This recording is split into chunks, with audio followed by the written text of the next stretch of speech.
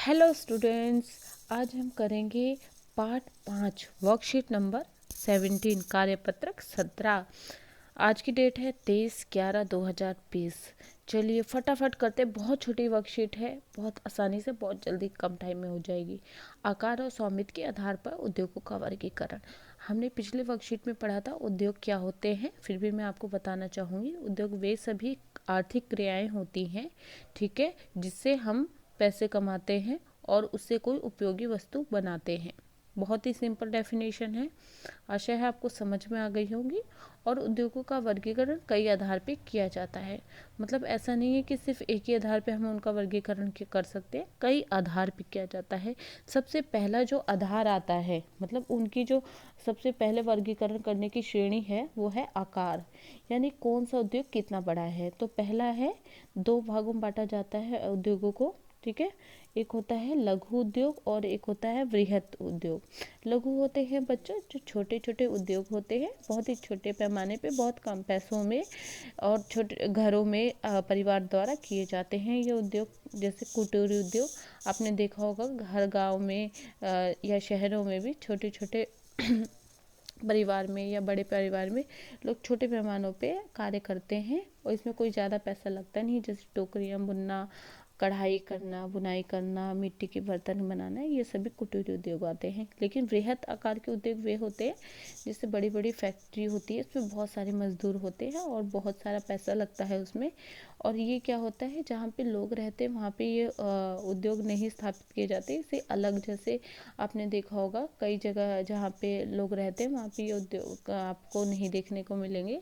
ऐसी इनके लिए स्पेशल जगह होती है जहाँ पे सिर्फ उद्योग ही होते हैं, वहाँ पे लोग काम करने के लिए जाते हैं। तो ये सभी उद्योग होते हैं, फैक्ट्रियाँ आती हैं, इसमें बहुत बड़ी बड़ी मिल आती हैं जिसमें हजारों लोग काम करते हैं, मशीनों से काम किया जाता है, इसमें बहुत ज़्यादा पैसा लगता है। तो आशा है आपको ये दोनों उद्योग समझ में आ गए होंगे, लघु उद्योग और वृहत उद्योग। लघु मतलब छोटे और वृहत मतलब बड़े। चलिए इसके बाद हम इसको अलग तरीके से पढ़ेंगे। अब हमारा आता है पूंजी के आधार पर हम उद्योगों को कैसे बांटते हैं। चलिए पढ़ना स्टार्ट करते हैं। ये है स्वामित्व के आधार पर, ठीक है। स्वामित्व के आधार पर सार्वजनिक, निजी, संयुक्त, सहकारी क्षेत्र, ये बहुत सारे क्षेत्र हैं जिसमें हम इनको बांट सकते हैं। पहला निजी क्षेत्र। निजी क्षेत्र होता है जिसका संचालन, मतलब जिसका डिसीजन उस उद्योग का सिर्फ एक व्यक्ति या कुछ व्यक्तियों का समूह ले सकता है। जैसे आपने देखा होगा छोटी छोटी दुकानें हर गलियों में, नुक्कड़ में खुली हुई हैं, तो वो क्या है, उनका निजी उद्योग है, वो निजी कार्य है उनका। तो उसका जो डिसीजन है, जो उनका फैसला है, वो खुद लेते हैं, उनका परिवार लेता है, उसमें किसी का हस्तक्षेप नहीं होता है। सेकंड आता है सार्वजनिक क्षेत्र के उद्योग, ठीक है।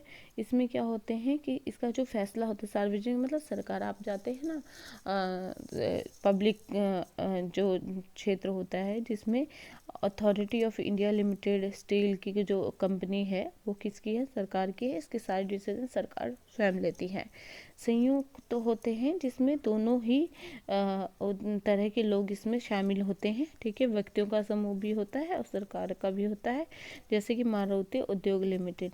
सहकारी होता है जिसमें कि उद्योगों का स्वामित्व और संचालन कच्चे माल के उत्पादकों और श्रमिकों दोनों द्वारा होता है। यानी जो कच्चा माल का उत्पादक होता है, जो उसे प्रोवाइड करवा रहा हो, और जो वहाँ का पब्लिक वो होते हैं, लोग होते हैं, पब्लिक होती है, मतलब मिल मजदूर जो होते हैं वो मिलकर काम करते हैं, तो ये सहकारी होता है। इसमें सभी तरीके के लोग काम करते हैं, जैसे कि आनंद मिल्क यूनियन लिमिटेड, ठीक है।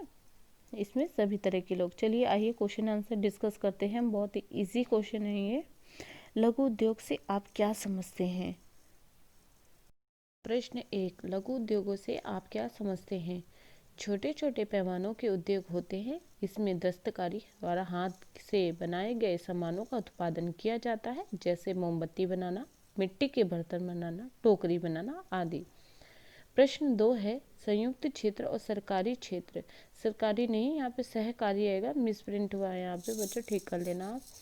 सहकारी क्षेत्र में अंतर स्पष्ट कीजिए। संयुक्त क्षेत्र के उद्योगों का स्वामित्व संचालन राज्य और व्यक्तियों के समूह द्वारा किया जाता है। उदाहरण मारुति उद्योग लिमिटेड।